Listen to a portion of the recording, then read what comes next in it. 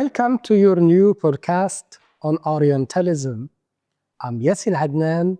Good evening. Is Orientalism a historical phenomenon, a way of thinking, or a contemporary issue?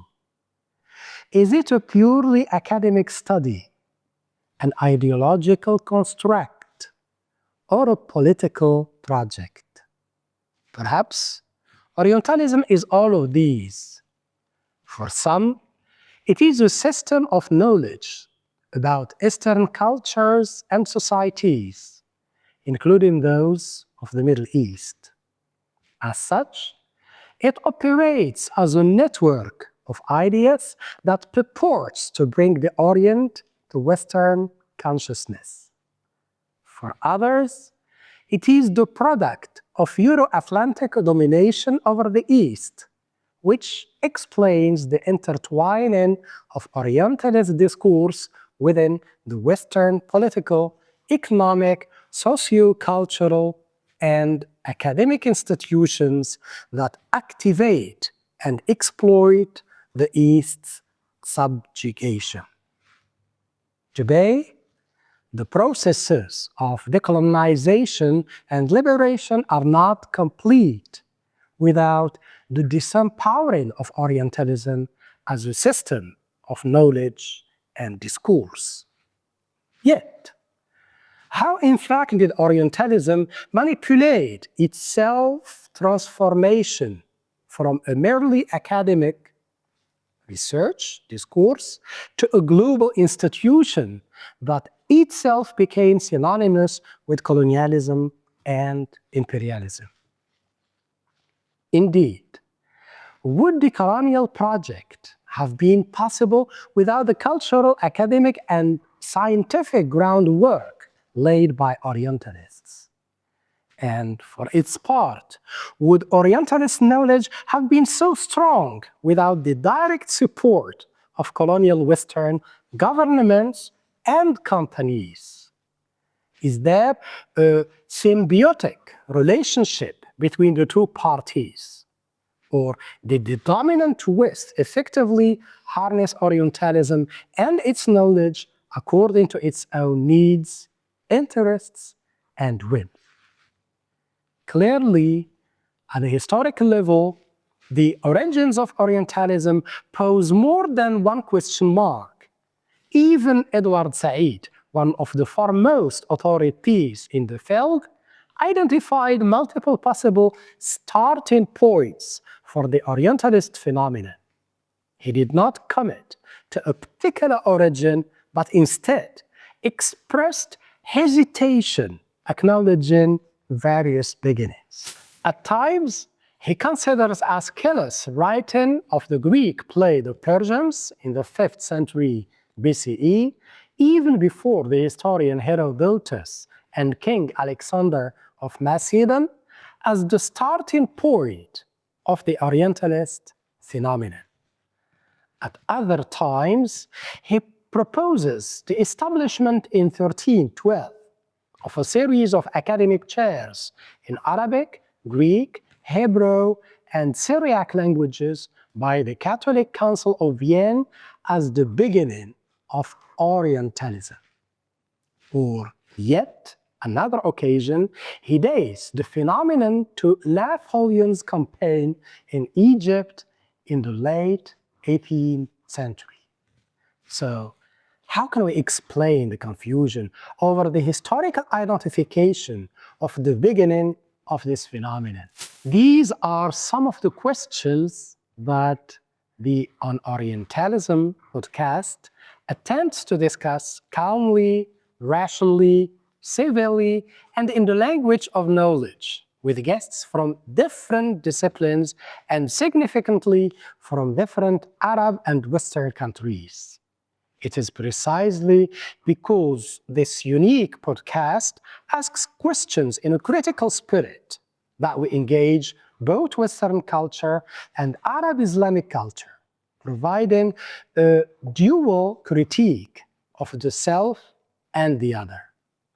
In this critical spirit, On Orientalism aspires to confront the many contemporary myths that perpetuate a reductionist image of the Arab Islamic East. Confronting these myths necessarily requires deconstructing them as well as analyzing the narratives that underpin them, the representations that support them, and the discourses that promote them. The need for this intellectual and media project became even more urgent after October 7th and the subsequent war on Gaza. The destruction of Palestine, which did not begin on October the 8th, by the way, remains at the top of the thorny Arab Islamic issues that should not be left to politicians alone, nor to influential media voices backed by mainstream outlets. This is a cultural and civilizational issue that requires the voices and interventions of intellectuals. After October 7th, the gap between the Arab and Muslim world on the one hand and the Euro-American West on the other widened. It became clear that any real dialogue with the West must move beyond the performance of political and media exchanges to the cultural and intellectual sphere. More than ever, we need free Arab voices living in the West to be heard. There are intrinsic to lie in the foundations of this dialogue, especially since they're better able to engage in dialogue with Western public opinion using their own logic and language. In solidarity with the peoples of the West who march to demand a discourse of truth with full awareness and integrity. In this podcast, we try to build a balanced and a measured critical narrative, one that has a cultural and historical background and has its own logic and arguments.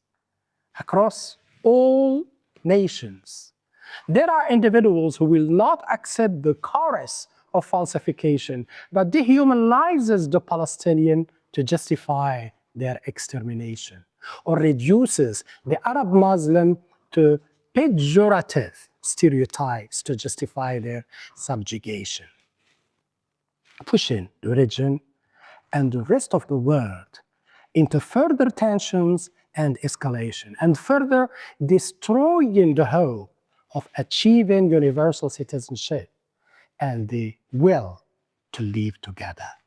After October 7th, the logic of double standards which we used to imagine was exclusive to cynical politicians alone has now spread even amongst some Western intellectuals who are supposedly engaged with values and grand ideas and are not bound by narrow political interests. It has therefore become necessary to name, challenge, and argue against this strange anti-intellectual logic.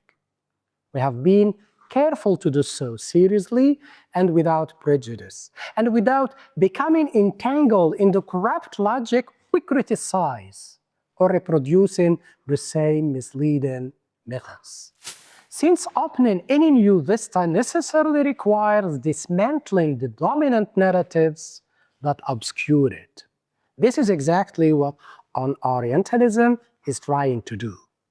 Therefore, we are keen to counter the falsification and evasive justification of Western politicians and media professionals with critical discourses that practice rhetorical examination of their arguments, expose their logical fallacies, deconstruct them, and argue against them calmly and cautiously, but without rancor.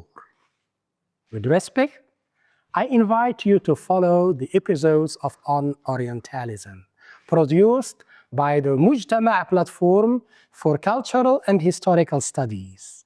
Carefully selected excerpts from this podcast will be broadcast in English translation in collaboration with Musa. again, this is your host, Yassin Adnan, wishing you an enjoyable and interesting experience on Orientalism.